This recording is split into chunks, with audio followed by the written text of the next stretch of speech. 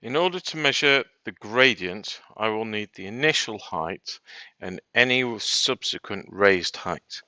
When I take a reading from here, I notice that the top bit, and that's where I'm going to be measuring to, is 86 millimeters. I record this in the spreadsheet that I've set up in OneNote. 86 millimeters is how high. So how it has been raised up so far is 0. So the 0 gradient, 0 change in velocity, doesn't matter about the time. The acceleration, it wasn't accelerating. So now I need to raise up a small fraction. To raise it up a small fraction, I could adjust the wheels, but I'm going to leave those as they are. Instead, I'm going to use the wooden block, okay, and I'm going to put it at different places so as to get a slight acceleration, okay, as we would have with that. So I now need, as this will accelerate, I need to measure the height of incline of that. So that's what I'm going to do now. And as I measure it just from the same place as before, but from the top edge, when I measure the top edge, it's now gone up probably a bit higher than I wanted to go for the first one. Okay, but that is now 125 millimeters. I'll record that in the spreadsheet, 125. Now, to work out the height raised, it's always going to be 125 minus the 86. Excel is very good at making up little formulas for me, so I always say, why not subtract 120, that cell there, 86 millimeters off from that, press enter, and it tells me the correct answer. So to work out the gradient, I need to divide that height raised by the whole length of the track, which is 1,220 millimeters. So I enter a new formula equals this cell here, the new height raised, divided by 1,220 millimeters. That now gives me the gradient of the slope. So now we want to measure the change in velocity, the time, and the duration. Hold the cart in place, ready for it to start. I go to Sparkvue.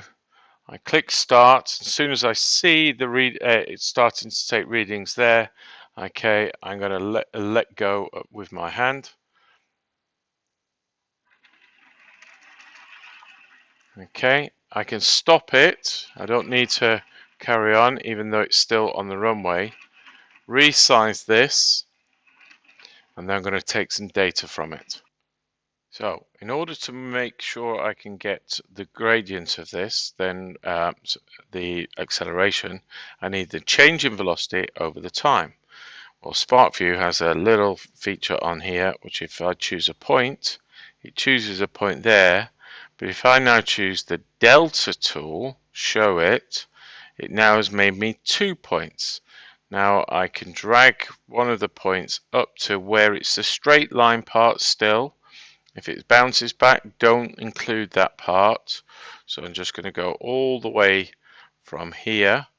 Okay, and it tells me the change in the y, delta y, okay, is 0.366 meters per second. So I can write that in here, 0.366 meters per second. And the duration of that, okay, is shown here. On this one, 1.100 seconds. So I record that it's here, 1.100 seconds. So to work acceleration, that is the change in velocity over the time taken. Okay, change in velocity over time taken. So I can use Excel to make that formula for me. So I do change in velocity divided by the time taken, which was this cell here, press enter. So my initial acceleration from that first one at a gradient of 0.03 is 0.33272, etc. Now, of course, that's too many significant figures. One of the things in Excel is it can show you the right number of significant figures. If you choose the button on here, you can increase or decrease. So I'm going to decrease it, so it's only about 3, because that seems reasonable for what I was doing.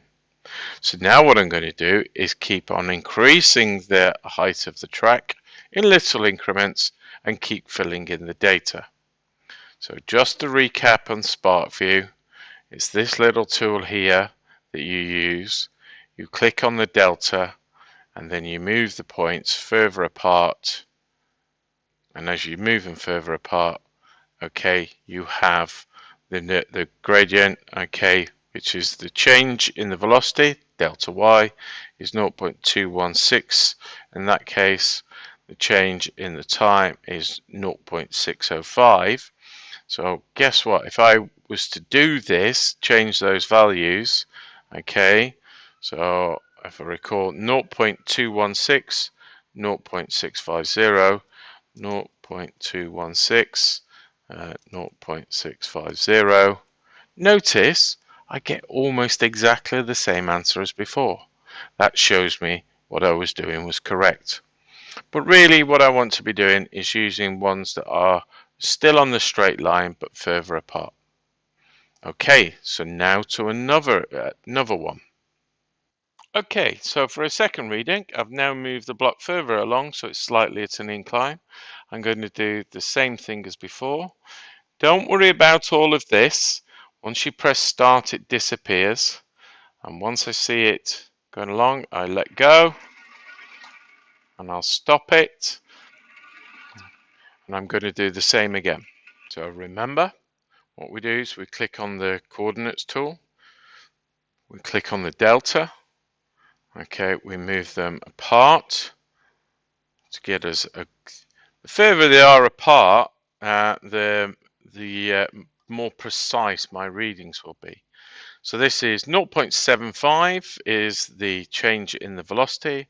The change in the time is 1.650, 0.75, 1.650.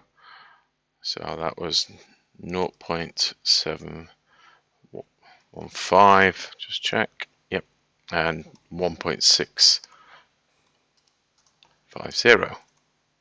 Yep, that's right. Now, okay, here's the advantage of Excel. If I've got a formula in this cell and a formula in this cell, I can just keep dragging the cells down and it just repeats the same formula using the same sort of calculation, so I don't have to retype it in each time. That is the major advantage of Excel. So in fact, to save me putting in a few more, I will just drag it down ready for the new set of readings that I'm going to put. Now, you will get some errors in there, but that doesn't matter until I'm ready to get all my data. Okay, hopefully you found that useful, and what I would expect you to do is at least 8 different gradients. Okay, down to you to get it going and work it. Okay, refer back to this video if you're not sure about anything that you need to do.